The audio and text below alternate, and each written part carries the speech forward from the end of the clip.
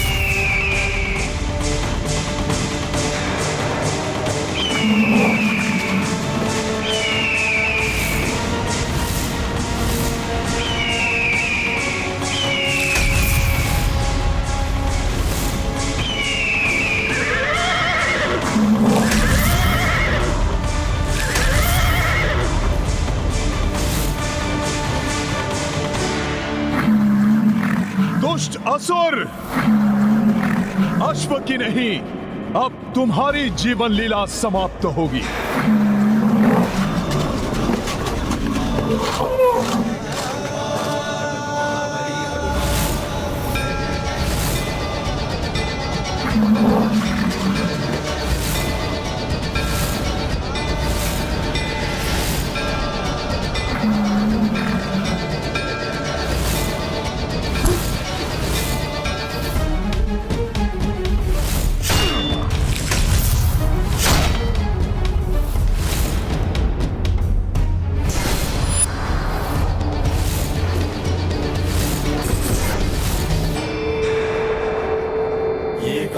महाबली हनुमत की, रुचिकर लीला राम भगत की। जय जय जय रघुनंदन राम, जय जय जय महाबली हनुमान।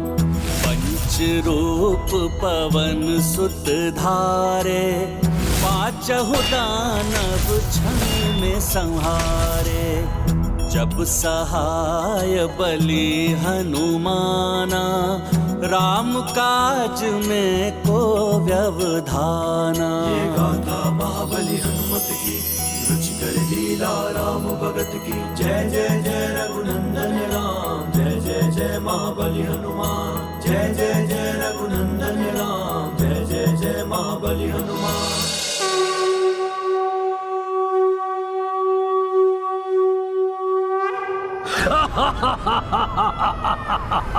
आश्चर्य, मेरे महादानवों का वध कर दिया इसने, मेरे महादानवों का।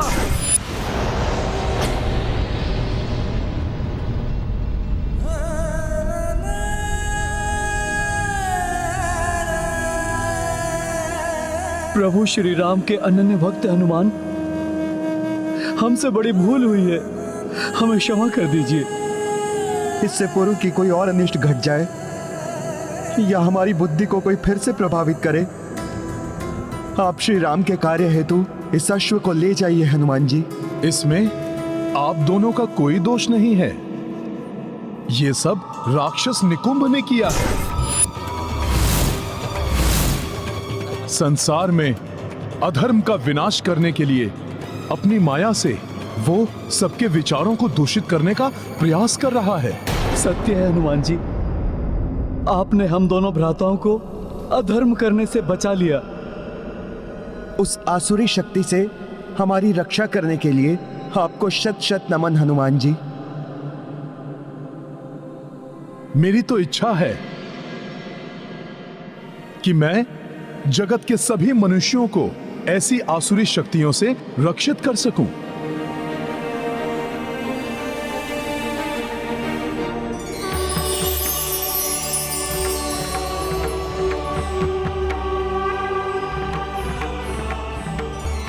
प्रणाम ब्रह्मदेव।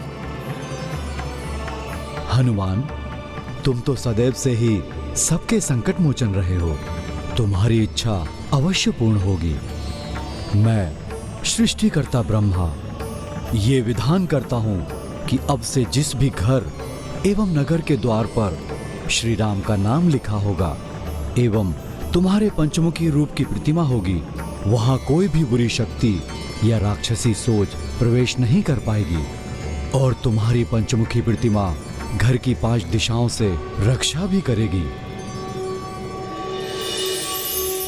जय श्री राम। ये गाथा महाबली हनुमत की, रुचिकर लीला राम भगत की। जय जय जय रघुनंदन राम, जय जय जय महाबली हनुमान।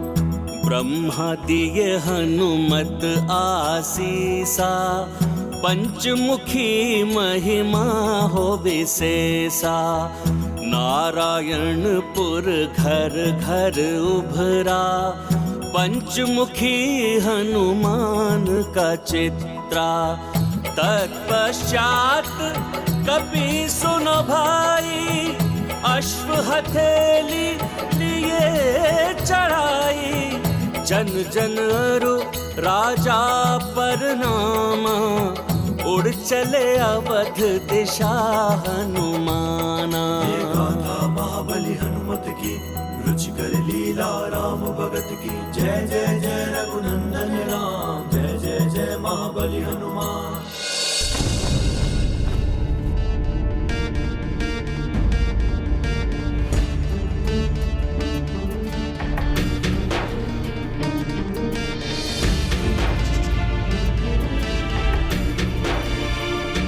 उषा काल की लालिमा छा चुकी है क्षितिज पर। अब किसी भी क्षण सूर्यदेव की प्रथम रश्मि यहाँ की धरा को स्पर्श कर सकती है और यदि इस क्षण के पूर्व हनुमान नहीं आ पाए तो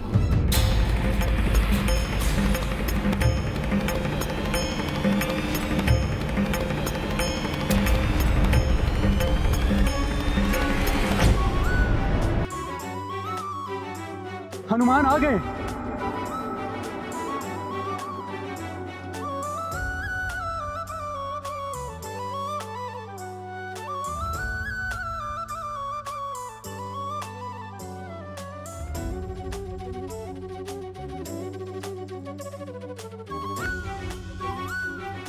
किंतु सूर्यदेव की रश्मि तो धरा को स्पर्श करने वाली है।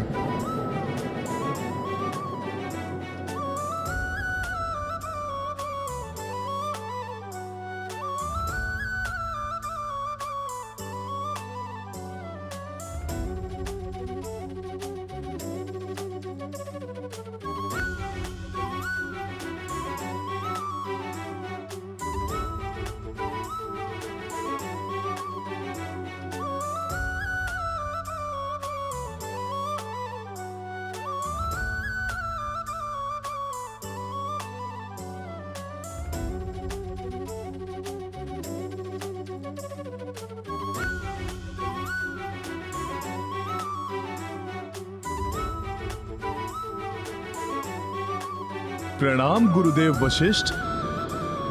प्रणाम ऋषि श्रेष्ठ अगस्त्य। कल्याण हो। प्रणाम प्रभु। प्रणाम माता। माता, कहीं मुझे आने में विलंब तो नहीं हुआ ना? पुत्र हनुमान, तुम्हारे होते हुए प्रभु के कार्य में विलंब कैसे हो सकता है? माता, ये कार्य भी मैं प्रभु के प्रताप से ही पूर्ण कर पाया। अब प्रभु के अश्वमेध यज्ञ के संपन्न होते ही चहुं ओर धर्ममय सुखमय राम राज्य की स्थापना हो जाएगी। माता, और तब राक्षसी सोच को विस्तारित होने का अवसर ही नहीं मिलेगा। हनुमान, यदि तुम चाहते हो कि सुख में राम राज्य स्थापित हो जाए, तो जब तक अश्व पूजा होती है तब तक तुम्हें जाकर एक और महत्वपूर्ण कार्य करना होगा। ऋषि श्रेष्ठ, आप आदेश दीजिए। तो सर्वप्रथम तुम ये बताओ कि अश्वमेध यज्ञ के विषय में तुम्हें कितना ज्ञान है एवं यज्ञ के अश्व का क्या महत्व है।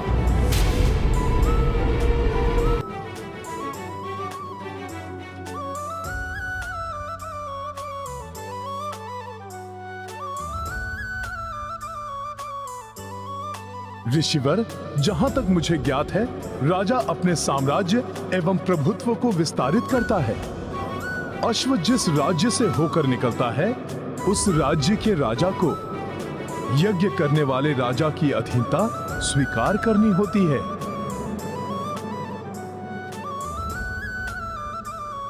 किंतु यदि कोई उस अश्व को रोकता है, तो उसे यज्ञ करने वाले राजा की सेना से युद्ध करना होता है। हाँ हनुमान, अंततः इस यज्ञ का लक्ष्य यह है कि समस्त राजा श्री राम की अधीनता बिना युद्ध के ही स्वीकार कर ले एवं राम राज्य में सम्मिलित हो जाएं। और यह तभी संभव हो सकता है हनुमान, जब स्वयं च्यवन ऋषि इस यज्ञ में भाग लें, क्योंकि वो उन महान ऋषियों में से एक हैं जो महातेजस्वी हैं, जिनके तप में अतुलनीय शक्ति है। ओम नमः शिवाय। ओम नमः शिवाय। ओम नमः शिवाय। च्यवन ऋषि के तपोबल से बड़े बड़े महाबली राजा भी थरथर कांपते हैं। उन्होंने अपने तप के प्रताप से इंद्रदेव को भी बंदी बना लिया था। आसुरी शक्ति एवं निशाचरी सोच वाले तो इनसे कोसों दूर ही रहते हैं।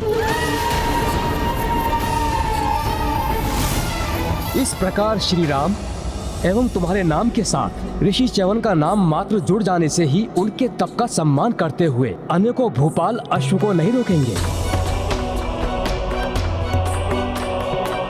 और बिना युद्ध किए ही प्रभु श्री राम के राज्य को स्वीकार कर लेंगे।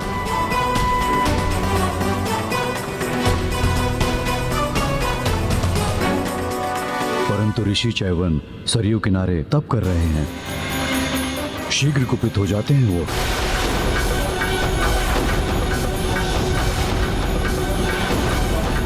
छोटी सी बात पर कठोर से कठोर श्राप दे सकते हैं।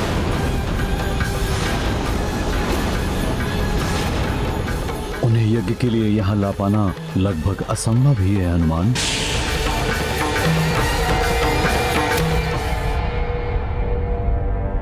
गुरुवर, प्रभु का कार्य है, प्रयास तो करना ही होगा मुझे। किंतु किसी कारण से रुष्ट होकर उन्होंने पुत्र हनुमान को श्राप दे दिया तो?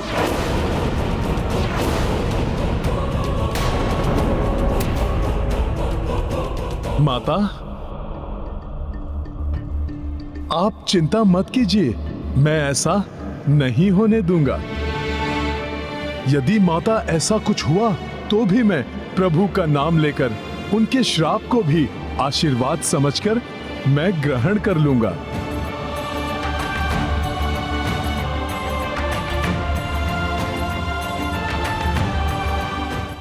माता, किंतु मैं ऋषि च्यवन को लेकर अवश्य आऊंगा।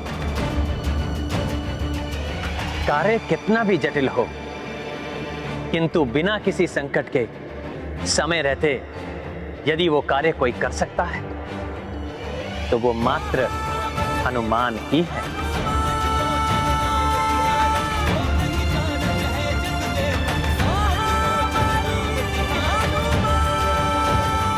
प्रभु, मुझ पर आपका ये विश्वास ही मेरी शक्ति है। अब इस कार्य को सफल होने से कोई नहीं रोक सकता।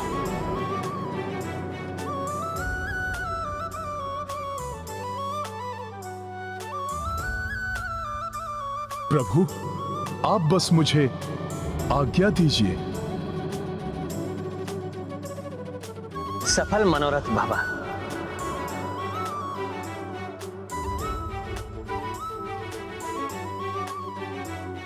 प्रणाम गुरुदेव। आयुष्मान भव। कल्याण हो।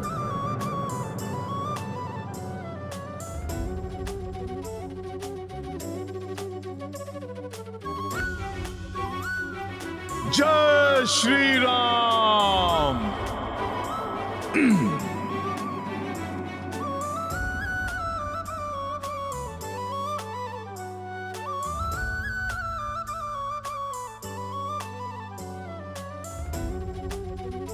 वानर वानर वानर!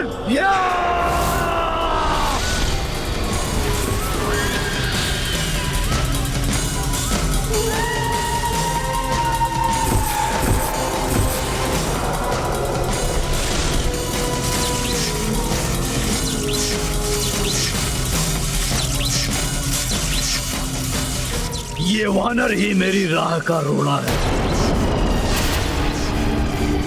अश्व को अयोध्या पहुंचाया और अब चैवन ऋषि को लाने चल दिया।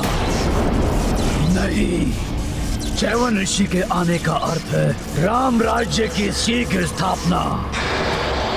जब हम आसुरी सोच से पतित नहीं कर पाएंगे मनुष्यों को, तो कैसे होगा पाप का विस्तार, कैसे होगी अधर्म की जय।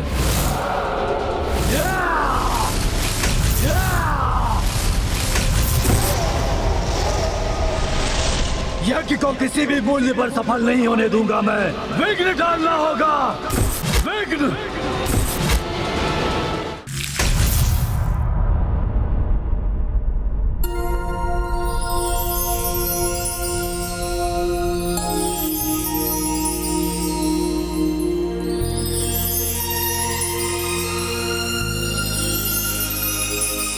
कैसी सात्विक ऊर्जा उपस्थित है यहाँ चहुं ओर। ओम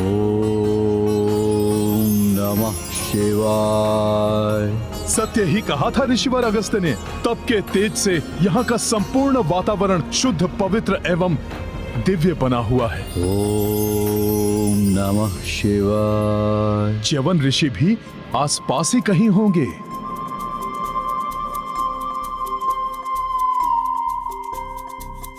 ओम नमः शिवाय। ये ऋषिवर च्यवन कहाँ है? ओम नमः शिवाय।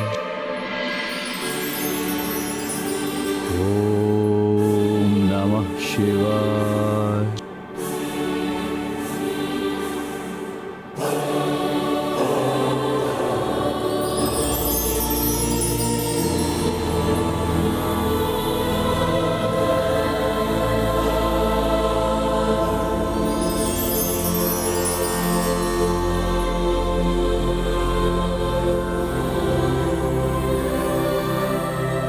तप का ऐसा अद्भुत एवं विचित्र तेज, ऋषिवर च्यवन भी इतने युवा, आश्चर्य है।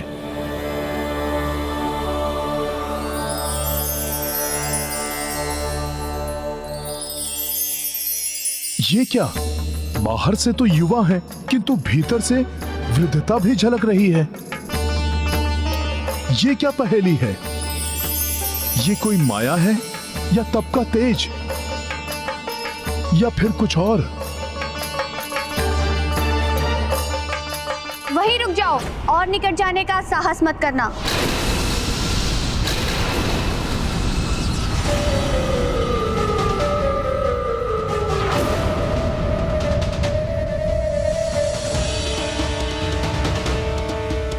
अब तृण भर भी आगे बढ़े तो तुम्हें ऋषिवर के प्रलयकारी कोप का भागी बनना पड़ेगा। कौन हो तुम? प्रणाम माता। मैं प्रभु श्री राम का सेवक हनुमान हूं। मैं ऋषिवर के तप में विघ्न नहीं डालूंगा, किंतु प्रभु श्री राम के अश्वमेध यज्ञ के लिए मुझे शीघ्र ही ऋषिवर को अयोध्या लेकर जाना है। उसके लिए तो तुम्हें ऋषिवर के मंत्र जाप के संपन्न होने तक प्रतीक्षा करनी होगी।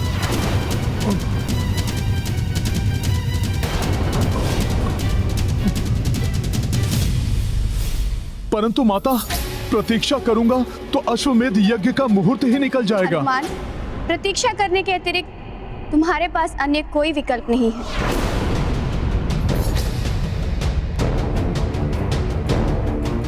ओम नमः शिवाय। माता, कोई तो विकल्प होगा जिससे ऋषिवर कुपित भी ना हो और ध्यान से जागृत भी हो जाएं। नहीं, अपितु किसी ने उनका ध्यान भंग किया तो उसे कठोर दंड देते हैं ऋषिवर। मैं भी दंड भोग रही हूँ। एक भूल के कारण जीवन भर के लिए इनकी दासी बनना पड़ा मुझे। माता, जीवन भर के लिए दासी? ऐसा क्या हो गया था आपसे? ये एक लंबी कथा है, सुनना चाहोगे? हाँ माता, किंतु नहीं नहीं माता, समय बहुत अल्प शेष है। आज मैं कथा के लिए क्षमा चाहता हूँ। माता, अभी तो मुझे ऋषिवर को ध्यान से जागृत करने के लिए कोई उपाय ढूंढना होगा।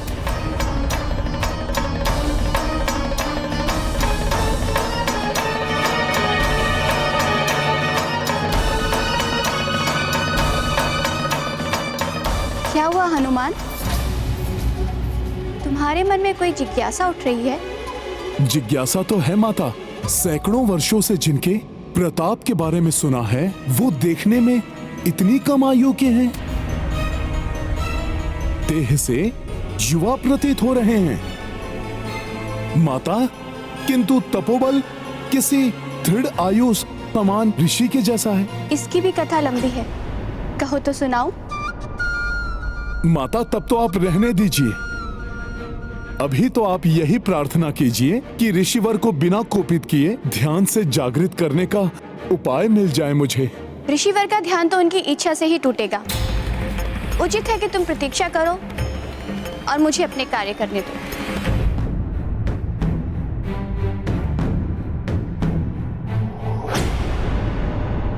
ये तो बड़ी ही दुविधा उत्पन्न हो गई। प्रतीक्षा करूंगा तो मुहूर्त निकल जाएगा, और यदि ऋषिवर का तप भंग हुआ तो अनिष्ट हो जाएगा। क्या करूं मैं? कार्य के मध्य किसी भी व्यक्ति को दुविधा हो सकती है, किंतु ऐसे समय में व्यक्ति को संयम और धैर्य से काम लेना चाहिए।